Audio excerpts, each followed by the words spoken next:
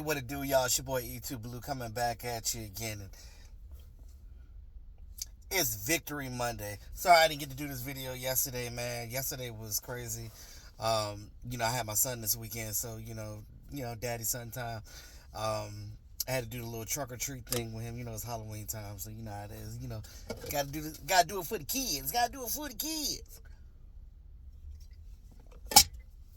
I'm drinking my sparkling water, trying to stay away from the sodas right now, on that weight loss thing right now, trying to get better, trying to look good, trying to feel good, you know how it is. But anyway, Dallas Cowboys get the dub yesterday. Our first of, I think, 2 1 o'clock games that we have this season. Not really a fan of or used to the Cowboys having 1 o'clock games because we're normally like prime time. We're normally a prime time team.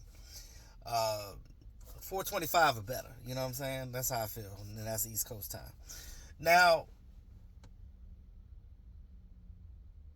I'm just going to take a quick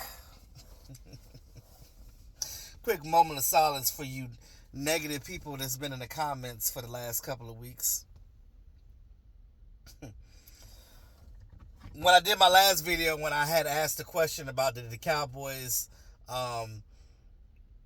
fix this offense? Did they go into the bye week? Did Mike McCarthy and Schottenheimer come through and fix things on offense, make adjustments to try to get this offensive game plan back to being dynamic like it should be?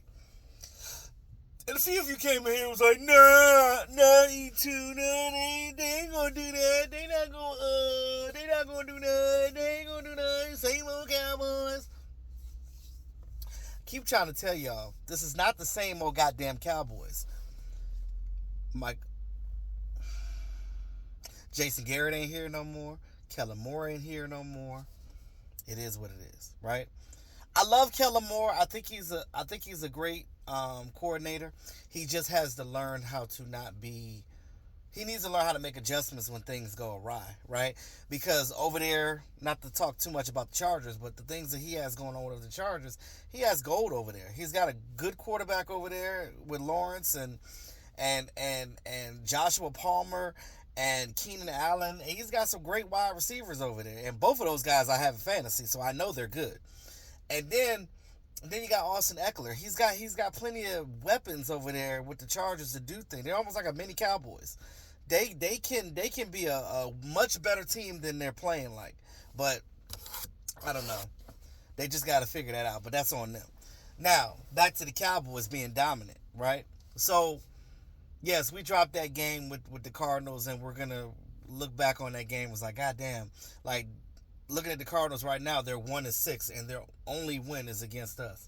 And it makes you feel like, and to go back on that game, I will look at that Cardinals game, and I would say that, like, during that game, like, the Cowboys were looking over the Cardinals. They underestimated them in that game, and they were emotional about the loss of Trey Diggs. You know what I'm saying? Like, and you got to understand, these guys are young, right? They're not thinking like some of us old heads would and be like, and could just come off of something like that and be like, Trey Diggs is the man, right? We know that. He's the guy on defense. And imagine if he never tore his ACL. How dominant this defense would be, even more so than it is now. DaRon freaking Bland. I'm gonna start calling him DaRon Pick Six Bland, right? This is his third pick six in the season. Third. We just finished what, the first quarter of the season? First half of the season almost? Not even halfway through the season. And he got 3 pick sixes. Wow. Kudos to DaRon Bland. I mean, just imagine having Trey Diggs still out there. You know what I'm saying? Like having both of those ball hawks out there. I'm loving what DaRon Bland is doing. Also, Marquise Bell. converted safety to linebacker, playing undersized as a linebacker. I played the linebacker position, not in the NFL, but I played linebacker. And playing linebacker is not easy. It's a hard position to play, especially depending on what scheme that you're running. Now, for him to come in there as an undersized linebacker, a safety, if you will, playing this linebacker role and playing as well as he has these last couple of games, kudos to him for that. Now, with the emergence of bringing Rashad Evans in and stuff like that, him learning the playbook and learning everything, I think that this defense will continue to be even better as people get healthier and things of that nature. With Leighton Vander Esch out, we're still doing some things. So I'm loving to see that. But enough about the defense. We know what the defense could do. Oh, yeah, Sam Williams had that block punt. So I was watching the game, but not really, right? I had to go back and look at it again in full. But I was watching it in spurts because I was watching it on the stream on my phone. But I was at church and I was, dealing with my son at the truck or treat event. So I'm focusing on that. So I'm looking at the game and then I'm trying to be a dad and then watch the game. So there's a lot going on, especially because we had an early game. It was weird. But I'm sitting here looking at stuff and I'm like, oh, we did that. Oh, we did that. So I had to go back and look at stuff. Kavontae Turpin is getting his confidence back. We know that he had those miscues in previous games. Definitely getting his confidence back. Got that 62-yard punt return. Almost scored. If it wasn't for that missed block at the end by Nashawn Wright, he would have got it in the end zone. And that would have been another freaking score.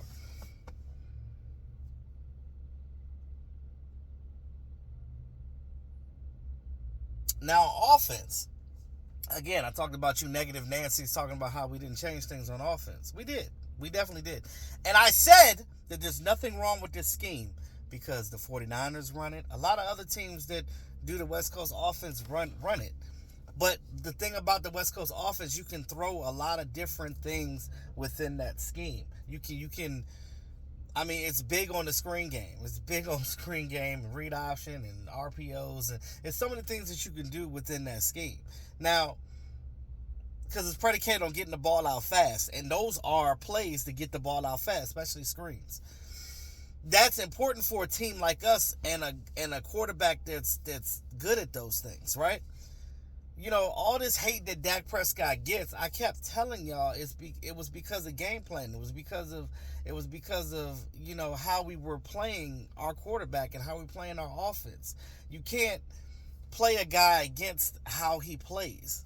Every quarterback is different.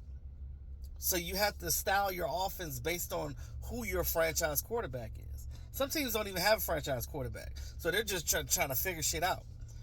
So for those of you that don't like Dak, you can feel how you want to, but explain to me why you really hate Dak. Are you just listening to what the media is saying? Because at the end of the day, Dak is a really good quarterback.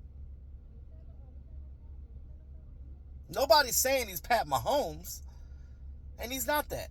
But he doesn't have to be that.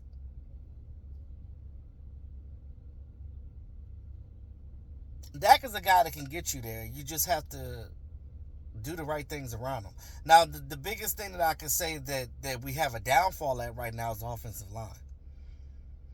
Offensive line, like when you first turn on the game, you're like, oh shit, we're gonna lose. Cause that first drive, Dak got sacked twice. 3rd and 11. Thank God it was a penalty on them.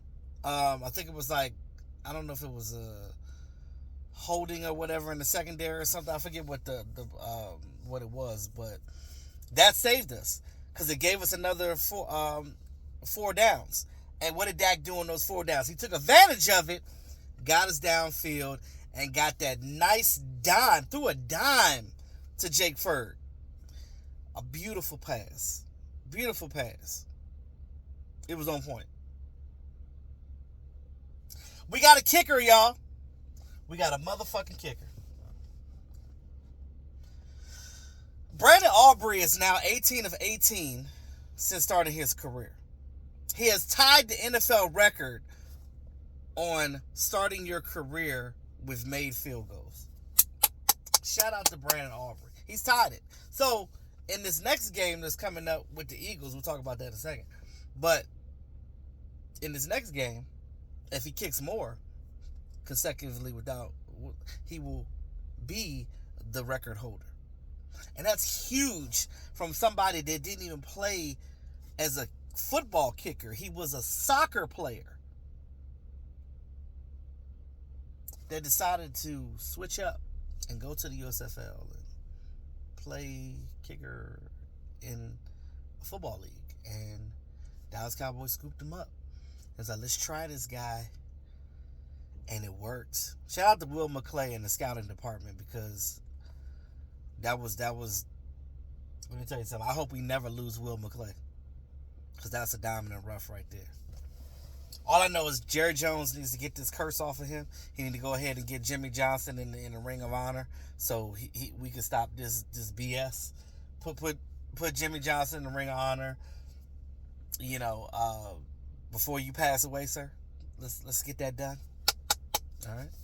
You got DeMarcus Ware in there. Shout out to DeMarcus Ware for being not only a getting the Hall of Fame, but the Cowboys Ring of Honor as well. His number will be at Frisco, and I'm loving it. Now, back to the offense in this game. Dak Prescott, 304 yards, 4 touchdowns, and 1 interception. Now, that 1 interception was real wonky, right?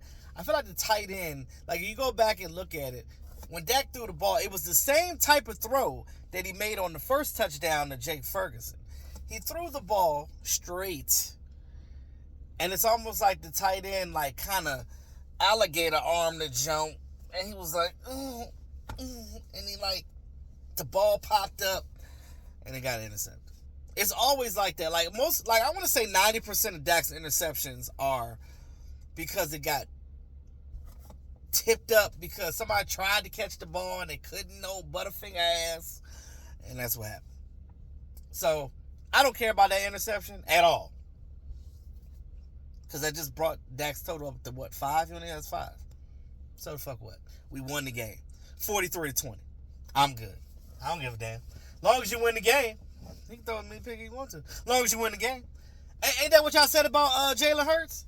Oh, y'all don't care about, nobody cares about what Jalen Hurts did as long as they win, right? It should be the same for Dak. Keep that same damn energy. CeeDee Lamb, 12 receiving catches, 158 yards, and 2 tutties. I got him in fantasy, so that was 33 points for me. Thank you. I needed that. Yeah, and that's your number 1 receiver, and that's what it should be like every week. Not necessarily 158 yards, but you need to be getting at least 60 yards, a touchdown, something. That's your number 1 receiver. When 88 is hungry, you give 88 the ball. So give your boy the ball. Stop playing around. Stop all that bullshit. Give CeeDee Lamb the ball. Now, Brandon Cooks, that 20-yard touchdown, when Brandon Cooks is one-on-one, when he's not double-teamed, he's going to burn that player every time. Get him the ball deep. This is what you brought him here for.